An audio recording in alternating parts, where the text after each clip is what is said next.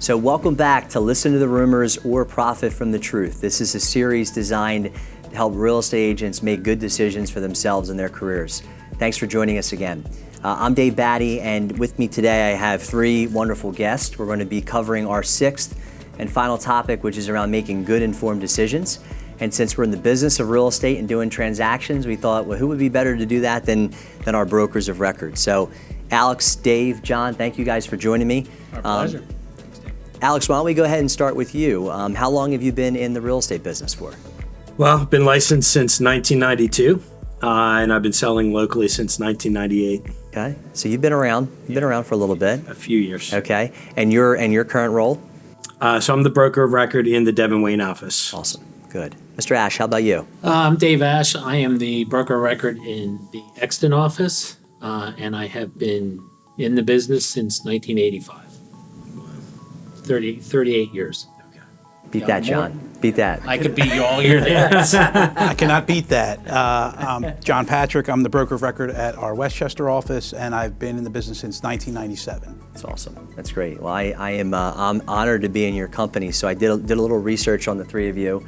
I don't know if you know this or not, but you supervised a little over 3,800 transactions last year. So I don't know how you feel after all that, but you guys did a great job. So thanks for being here. Appreciate it. So obviously your expertise and your experience in this world is very important. This is obviously not your first rodeo. So Alex, I'll start with you. When real estate agents are looking at a broker partner, okay, and they're looking at their experience with that brokerage, what are some of the things that you're hearing? What are some of the things they should be mindful of when they're evaluating a broker partner? Well, there's a lot of things, of course, but since we are having the broker conversation, I think the depth of experience that Dave and John and I can bring collectively and transactionally, I think the focus is on the transaction and supporting the agent through every aspect of that transactional process. Yeah, it's amazing how many people will diminish all the details that go into a transaction, and yet when you're in it and things get complicated, that experience really becomes a huge asset to getting through it and ultimately getting them to the table, right? Yeah, and even some of the more routine parts of that transaction that we think we all know, whether it be an inspections process or a mortgage process, it's amazing how even 3,800 transactions in, you can still revisit some of these same topics. Yeah. So Dave, how about yourself? I mean, you've been in the business longer than any of these gentlemen, so you probably have the most experience here. Mm-hmm. You're like a fine red wine, Dave, right? That's right. So what are some of the things that agents should be considering with their broker relationship? I think the main thing with your brokerage is accessibility and being there when it's needed. All three of us are accessible for any time of the day, pretty much on your cell phone.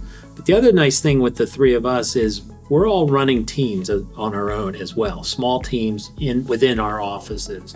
So we're out listing and selling houses. So we're going through the home inspections and all that stuff, just like you guys are.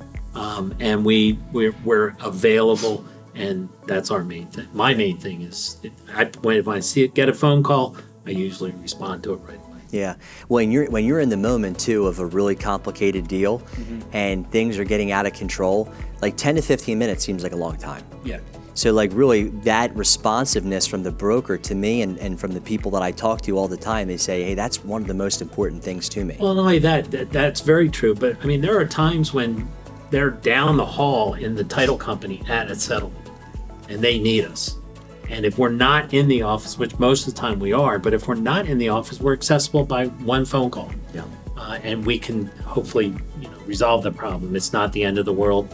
Get to the settlement table and make sure your clients are happy. Yeah. With the amount of transactions that are taking place under the three of you, there's a lot of things that are taking place, right? And there's a lot of lessons learned that are happening within this region that have been helpful to other agents in the offices. Can you tell us a little bit more about the Broker Agent Roundtable model?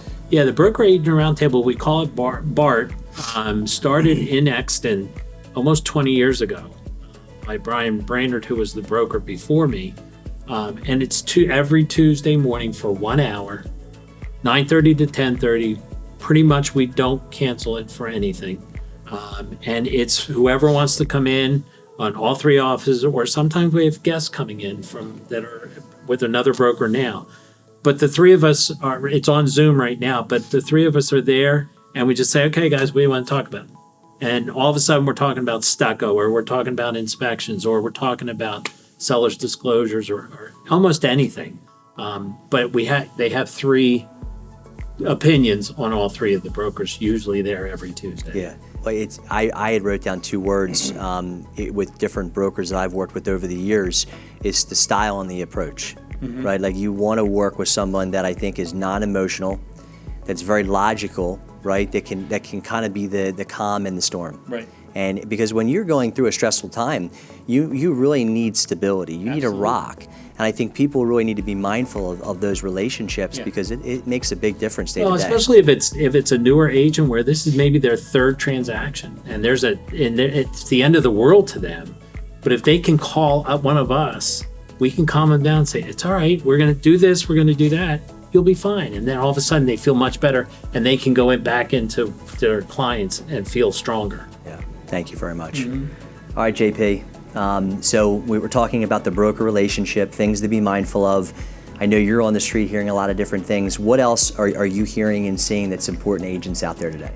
Yeah, one thing, we kind of do business in a larger footprint than we ever did before. So I know me personally, I started doing business in Delaware probably 10 years ago, got my broker's license there, and then that kind of naturally progressed to Maryland a little bit, and a lot of people are working down the shore now, Jersey Shore. So I think one important thing is to ask, does your prospective brokerage have the availability for you to be licensed in all four of those states? Do they know how you'll get licensed in those states, what it takes? Can they tell you how much it's going to cost? Can they tell you what boards you're going to need to join? Any additional MLSs?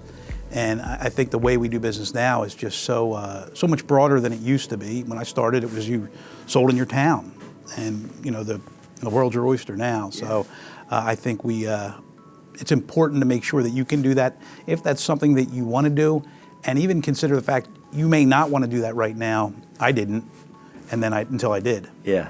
Well, and here's the thing, right? So when someone says to me, hey, I want to sell in New Jersey, I'll say, okay, well, how many referrals did you have last year?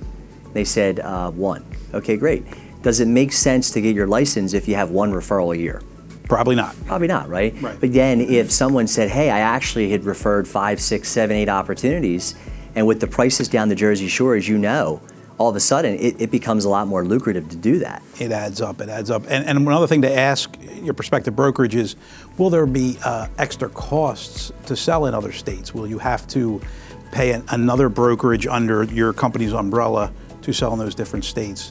And I think it would be important, if you plan on doing that, to make sure that you're not going to incur extra costs with other brokerages in those other states. It can get very cumbersome dealing with multiple brokerages. Yeah, well, thank you for sharing that. I appreciate that. I think one of the other topics that we've seen, we are primarily in the residential business, and a lot of the people that we serve and who are probably tuning in are on the residential side. But every now and again, Alex, there's going to be like a multifamily opportunity, or there's going to be a commercial thing that comes up that the agent doesn't want to miss out on. What have you seen, and what are your experiences with that? Yeah, absolutely. I think, some of the deals that are done in the bigger world of commercial are handled by brokers that handle exclusive commercial real estate. But our agents they're very well equipped to handle a deal in a mixed-use building or a small apartment building or a small office building. Transactionally, a lot of those components are very similar to our residential deals, whether it be the title insurance or the financing. However, there are differences, and I think sometimes the agents are a little fearful to get into those deals. And so we can help expand that business for their investment and commercial side. That's great. Well, I really appreciate you guys tuning in today. And so as we experience a more normalized market, it's going to be really important that we embrace it and that we focus on the skills, because we're really getting into a skills-based environment. Who you surround yourself with matters, the company that you keep matters, and the people and their expertise and their knowledge are going to really help you navigate this new norm. So what I would share with you is you got to embrace the market of the moment. You got to have clarity on what's really important to you and the people you care about, and just know that there's a lot of abundance out there that you can take advantage of. Now, I know we threw a lot at you over this 6-part mini-series.